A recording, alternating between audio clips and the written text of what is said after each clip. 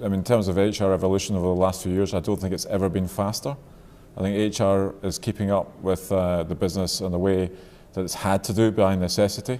And the way the world and business is changing means that HR has to be far better than it was before, and far more linked to the business, far more commercial, far more orientated with the business's objectives and results than in the past. And I think we're seeing clear evidence of that. A leader once told me that a business that took 50 years to create could be out of business in 2 years because of the volatility, the uncertainty, the pace of change, the ambiguity. The same is somewhat true of HR. If HR professionals can't unlearn, relearn, and continue that cycle of learning, they'll be out of date. And the good news is most HR professionals are getting it. Not all of them, but most of them are getting it. The best HR people create value.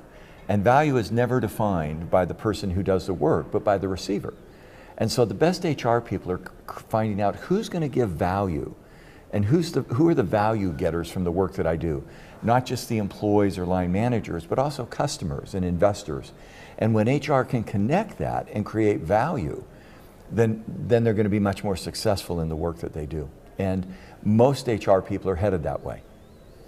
I think from our perspective, we're seeing increasing evidence that really great HR leaders are as much in touch with customers as they are with their customers within the business, so their own colleagues or employees, and increasingly beginning to be the lead communications officer across the business. I think that's backing up what David's saying. For 15 years, we've done what we call strategic HR. And the metaphor has been really simple. Look in a mirror and create your HR practices. Hire, staff, train against strategy.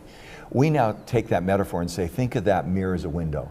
Look through it and begin to connect HR to the customers, the investors, community leaders outside the company. So instead of having the employer of choice as the mantra, we're the employer of choice of employees our customers would choose. And we look outside to begin to create the practices inside. And the best HR folks, I think, are starting to do that. I definitely think that HR professionals are on the way to being wider professionals, broader professionals, having greater influence in the boards of companies, without a doubt.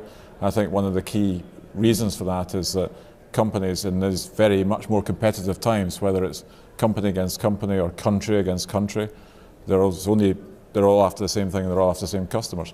The voices that go into business leadership today is far more influenced by those that speak to and communicate with those customers. And of course that's colleagues, employees. And therefore HR has a louder voice. If it takes that input and refines it appropriately for boards, then they have a much more relevant voice. And it's perhaps a time when there's more interest in precisely what customer voice is. So we can get, as a profession, more understanding of what's behind the customer's intentions, articulated through our own people in this area of various communications. And I think HR has still a greater role to play going forward, and it's developing. HR has great influence in the markets in which we work. I have the privilege of speaking to a lot of HR groups, and I often say, what does it take to be a great HR professional? And the answer is often, know the business. Know the business. We'd argue today that's incomplete. Knowing the business means finance and strategy. We argue that you have to become a strategic positioner, that you have to know the business well enough and the customers, the investors, the environment in which you work, so that you can position your company to be successful. And once you are a strategic positioner, then when you sit at the table, you have the ability to influence. A friend of mine, and this is a bit of a long story, and I'll do it quickly, was so excited. She got called to join the board and the table, and she went to her first meeting, and the discussion was capital structure, the debt ratio, the covenants, and how they funded the firm. And she said, I learned a lot.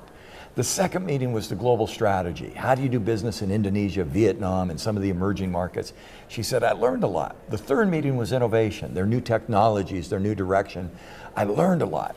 And in the fourth meeting, she wasn't invited back because she didn't have anything to say.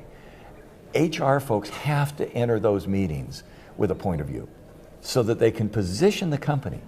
We've synthesized that, and it's far too simplistic, but we've said there's three things we deliver.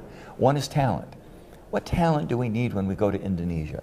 The second is culture capability. What does our organization need to be good at? And the third is leadership.